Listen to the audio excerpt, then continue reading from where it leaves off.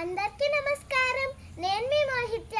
ఈరోజు నేను అయ్యప్ప స్వామి భక్తుల కోసం అయ్యప్ప స్వామి దీక్షా సమయంలో ప్రతిరోజు పూజ చేసిన తరువాత తప్పనిసరిగా చెప్పవలసిన క్షమాపణ శ్లోకం మరియు క్షమాపణ ప్రార్థన చెప్పబోతున్నాను.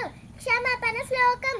அறிஞ்சும் அறியாமலும் தெரிஞ்சும் தெரியாமலும் நான் செய்யும் எல்லா பாவங்களை பொறுத்து காத்து ரட்சிக்கும் சத்தியமான பொண்ணு படினத்தாம்படியில் வசிக்கும் హరిహర సుతన ఆనందనయ్యన అయ్యప్ప స్వామియే శరణమయ్యప్ప.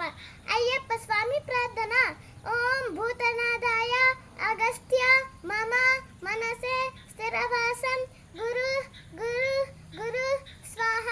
స్వామి, జ్ఞానంతో గాని అజ్ఞానంతో గాని తెలిసి గాని తెలియక గాని దీక్షా సమయమందు మనశ్చేత గాని వాకుచేత గాని కర్మచేత గాని చేసిన చూసిన జరిగిన సకల తప్పులను మన్నించి మమ్ము కాపాడు తండ్రి.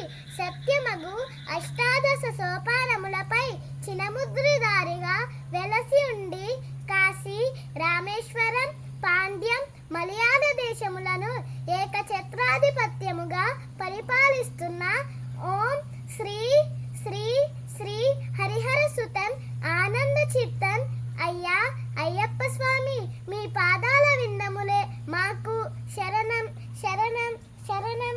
అయ్యప్ప స్వామి శరణం. అయ్యప్ప శరణం. స్వామియే